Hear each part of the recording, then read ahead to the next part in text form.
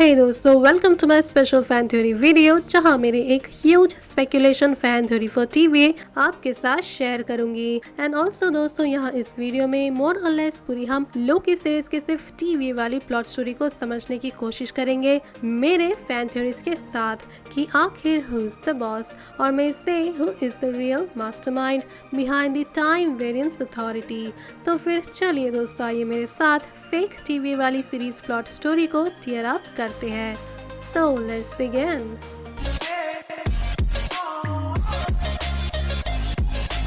दोस्तों, सबसे पहले इस वीडियो यहाँ इस सीन से स्टार्ट करूंगी कि जब आर्क डिस्ट्रॉय हो जाता है और सिल्वी यहाँ लोकी से अपनी बैक स्टोरी टीवी वाली शेयर करती है कि आखिर उसे कैसे पता कि टीवी के सारे एम्प्लॉयज वेरिएंट्स हैं और फाइनली उसके मिशन है क्या, शायद टाइम कीपर्स और टीवी की बर्बादी। पर ऐसा क्यों?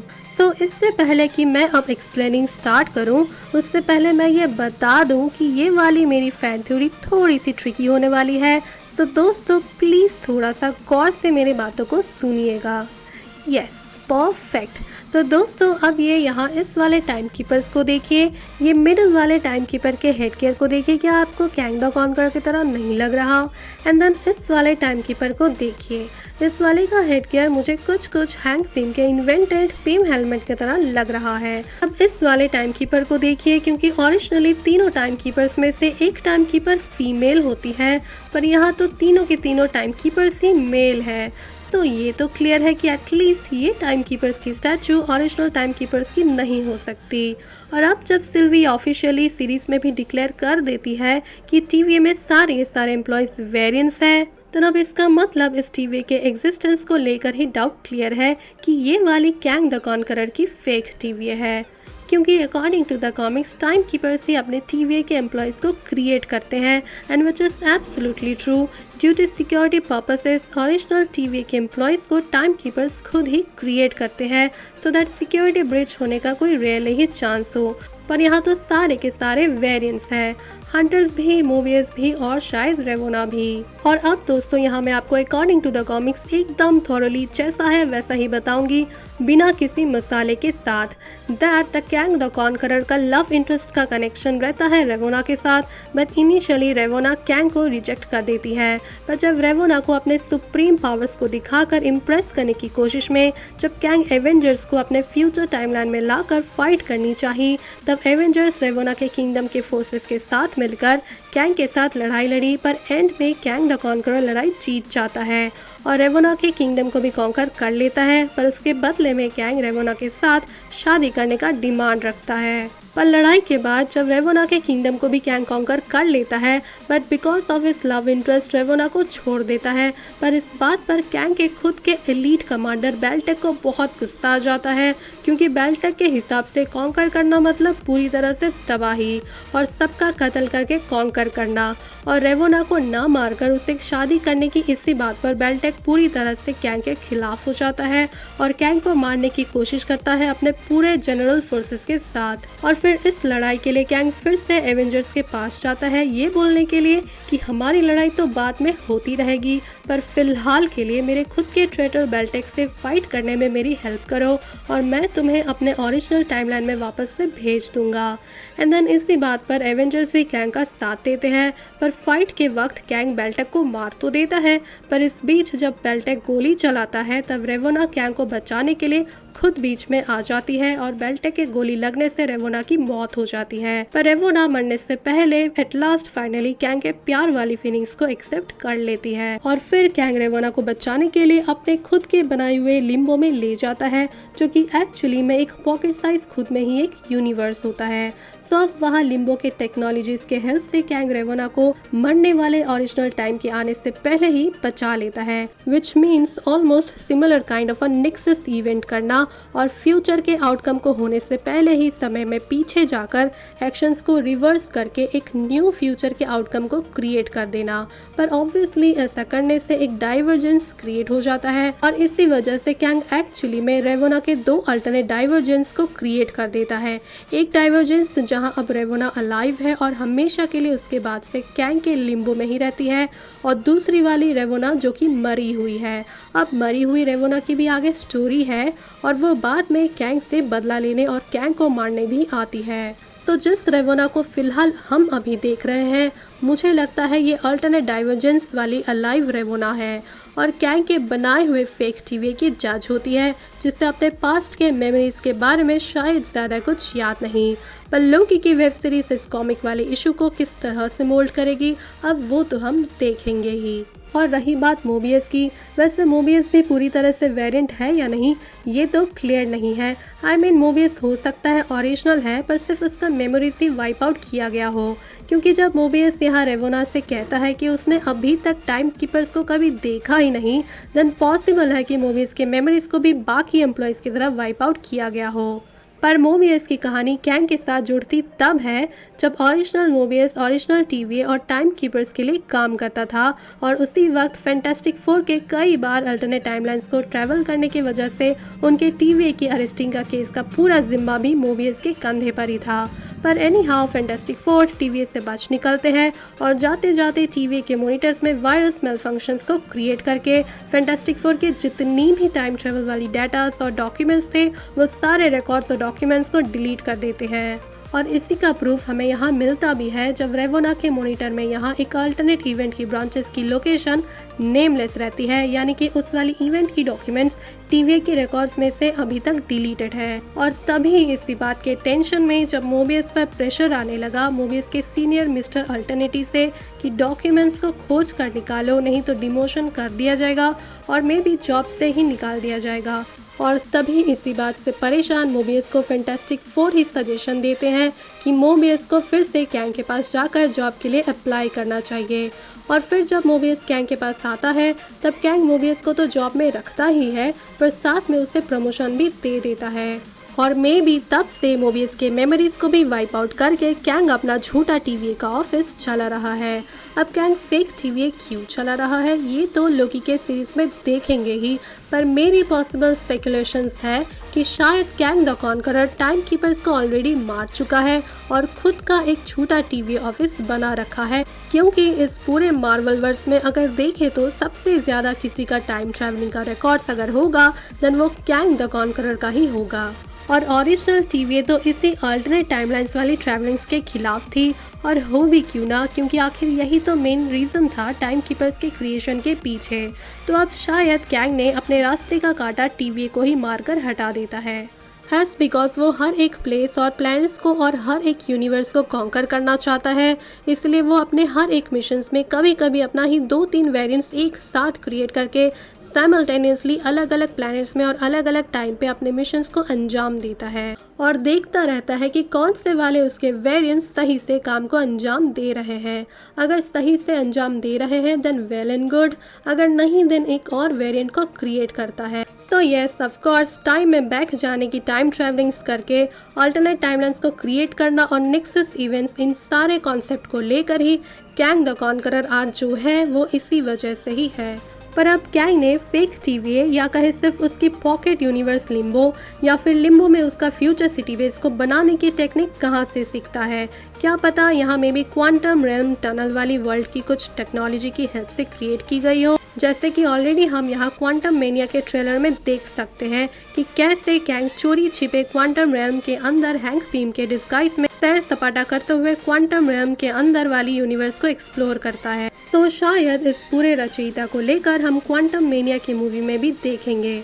पर एक और पॉसिबिलिटी ये लगती है कि कैंग के टाइम कीपर्स वाली फोटो को अगर गौर से देखें देन यहाँ टाइम कीपर्स के फोरहेड पर एक red infinity gem kind of reality stone embedded लगती है। क्या पता इस पूरे फेक टीवी की फॉर्मेशन के पीछे इस रियलिटी स्टोन का भी कहीं ना कहीं हाथ हो।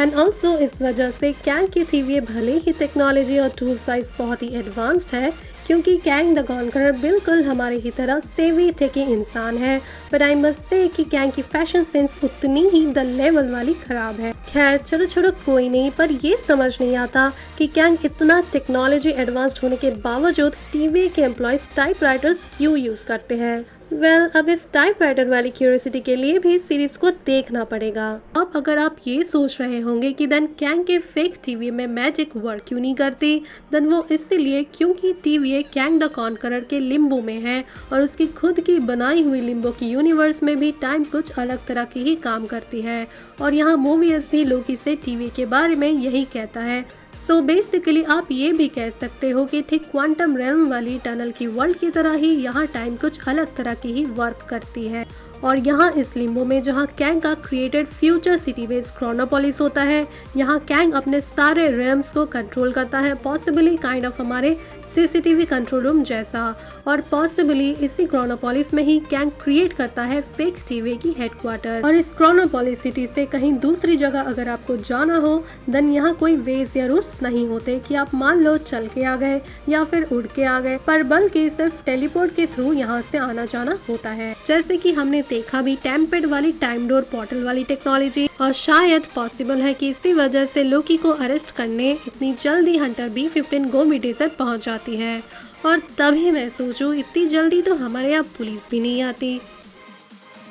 वैसे कैंग लोकी से क्या चाहता है या क्या कराना चाहता है, ये सब अब हम सीरीज में देखेंगे। पर मुझे ऐसा लगता है कि अगर मान लो कैंग ओरिजिनल टीवी का खात्मा कर चुका है, देन वो फेक टीवी को क्रिएट करके सारे दुनिया को ये दिखाना चाहता होगा कि टीवी स्टिल वर्क करती है, टीवी का एग्जिस्टेंस अभी भी है। पर असल में कैंग सारे अपने पोटेंशियल थ्रेट्स को शायद पकड़ने के लिए टीवी का फॉर्म किया हो, ताकि उसके बनाए हुए किसी भी डेस्टिनीज को कोई और आकर लाइक फैंटास्टिक फोर या कोई नेक्सस बीइंग जो नेक्सस इवेंट्स या अल्टरनेट टाइमलाइन को क्रिएट करके कैंग को ही आकर ना मार दे। और या फिर ये भी हो सकता है कि अपने थ्रेट्स को पकड़ने के साथ साथ कैंग अपने काउंटलेस डाइवर्जेंस वाले वेरिएंट्स को अपने सक्सेसफुल मिशंस या फेल्ड मिशंस के बाद डिलीट कर देने के लिए टीवी का फॉर्म किया हो। और हाँ दोस्तों, अगर बात करें नेक्सस बीइंग्स यानी कि वेंडा अपने स्कारलेट मैक्सिमॉफ वाली थ्रेट को लेकर, तो सिर्फ कैंग को ही नहीं बल्कि टाइम ट्विस्टर्स भी कभी थे जो सारे नेक्सस इवेंट्स क्रिएट करने वाले बीइंग्स को खत्म करना चाहते थे। पर दोस्तों, अभी टाइम ट्विस्टर्स कौन है और क्या चाहते हैं,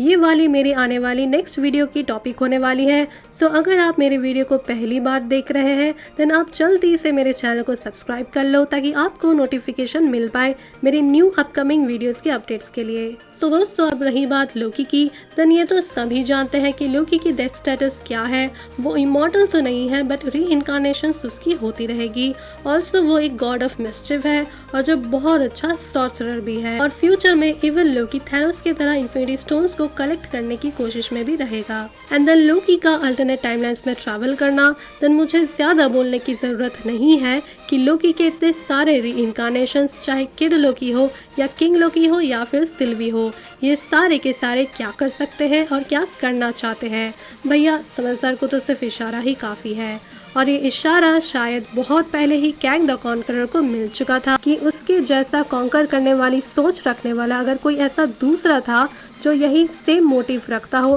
देन वो सिर्फ लोकी ही है। और शायद इसीलिए द फेक टीवी लोकी के हर एक वेरिएंट्स को पकड़ता रहता है और साथ ही उन सारे ऐसे दूसरे पोटेंशियल वेरिएंट्स को भी जो माइट भी कैंग के बनाए हुए सेक्रेट टाइमलाइन को डिस्टर्ब कर सकता है। और अब मुझे तो ये भी लगता है कि ये सेक्रेट टाइमलाइन वाली रेखा यानी कि रेड लाइन भी किसी मल्टीवर्स की टाइमलाइन रेखा नहीं, बल्कि कैंग की खुद की बनाई हुई और स्क्रिप्टेड करी गई एक टाइमलाइन लगती है, जिसमें कैंग खुद का अपना वाला लाइफ डेस्टिनी का रास्ता लिखता है कि कैसे कैसे आगे उसे जाना है और करना है पूरी दुनिया को रूल करने। और फिर इसी बीच मान लो अगर कोई भी वेरिएंट कहीं से भी अल्टरनेट टाइमलाइंस में ट्रैवलिंग करेगा या करने की कोशिश करेगा, देन उसे कैंग की फेक टीवी वाली अथॉरिटी डिटेक्ट करके अरेस्ट कर लेगी, क्योंकि कैंग चाहता ही नहीं कि उसकी स्क्रिप्टेड वाली टाइमलाइन में कोई और आकर अपने एक्शंस के इफेक्ट से कुछ और ही डेस्टिनी और फेट के आउटकम को क्रिएट कर दे। And also Kang want to make sure कि पूरी दुनिया भी अनजाने में ही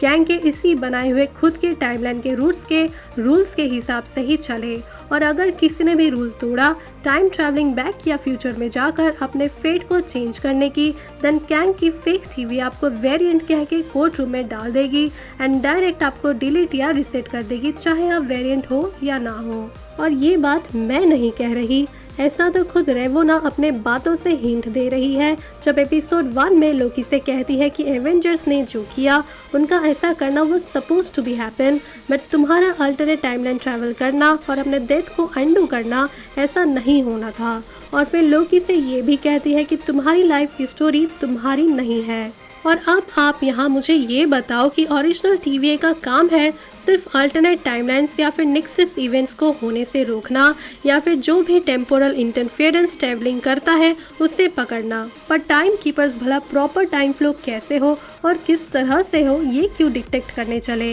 यानी कि मेरा मतलब है कि टाइम कीपर्स भला क्यों विधि का विधान लिखने चले, उन्हें क्या फ़र्क पड़ता है, और रेवोना क्यों टाइम कीपर्स के डिक्टेशन के अकॉर्डिंग ही पूरी यूनिवर्स को डिक्टेट करती है। मतलब कि टाइम कीपर्स के विधि का विधान के अनुसार ब्रह्मांड को क्यों रेवोना चलाती है और जो भी सेक्रेट टाइमलाइन में अल्टरनेट ब्रांचेस क्रिएट करता है उसे पकड़कर सजा दे देती है। पर ये सारे विधि का विधान लिखना या फिर चलाना ऐसा तो सिर्फ हमारे ब्रह्मांड के क्रिएटर्स का या फिर गॉड्स का ही राइट है। तो क्या अब ये TVA सारे ब्रह्मांड के क्रिएटर्स और गॉड से भी ऊपर है? सो दोस्तों, इस सब के पीछे और रेवोना के एवेंजर्स को लेकर स्टेटमेंट से कहीं ना कहीं ये तो क्लियर है कि एवेंजर्स अगर टाइम हाइस्ट करके थैनोस के स्नैप को रिवर्स नहीं करते, देन कैंग का पास्ट सेल्फ नेथनियल रिचार्ड्स का भी शायद उस स्नैप से या फिर थैनोस के बर्बादी से एग्जिस्टेंस ही मिट जाता और आज जो कैंग इस वक्त कैंग द कॉन्करर है वो नहीं बन पाता। एंड लोकी जिसका डेथ ऑलमोस्ट कंफर्म्ड हो चुका था थैनोस के हाथों, अब वो जब अल्टरनेट टाइमलाइन में उसकी लाइफ की डेस्टिनी चेंज हो जाती है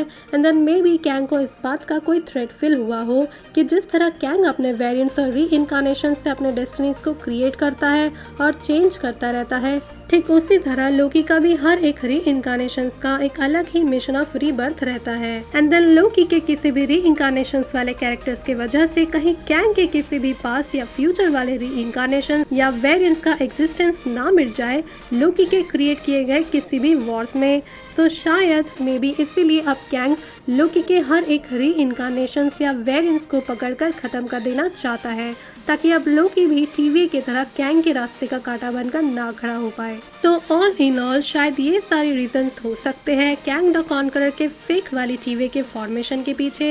and so possibly the fake TVA के पीछे main boss mastermind Kang the conqueror ही हो सकता है। सो दोस्तों, अब इतने सारे मेरे फैन थ्योरीज के बाद अब एक बात अभी भी कंफ्यूजन में रह जाती है कि क्या सिल्वी को पता है कि ओरिजिनल TVA नहीं है या फिर उसे पता है। देन आखिर सिल्वी किसे खत्म करना चाहती है, ओरिजिनल TVA और टाइम कीपर्स को या फिर कैंग वाले TVA को, जो कि अब शायद कैंग के फेक TVA वाली विक्टिम लोकी वेरिएंट सिल्वी परेशान हो चुकी थी इस टाइमलाइन वाली छुपते छुपाते वाली लाइफ से। तो दोस्तों, ये थी मेरी फैन थ्योरीज लोकी सीरीज के TVA को लेकर कुछ प्लॉट स्टोरीज के स्पेकुलेशंस, एंड आई होप कि ये वाली भी मेरी वीडियो आपको अच्छी लगी होगी, and if it is positively then please do like share and subscribe my channel. तो आप मिलते हैं नेक्स्ट वीडियो में। Till then stay tuned for more updates on MCU stories.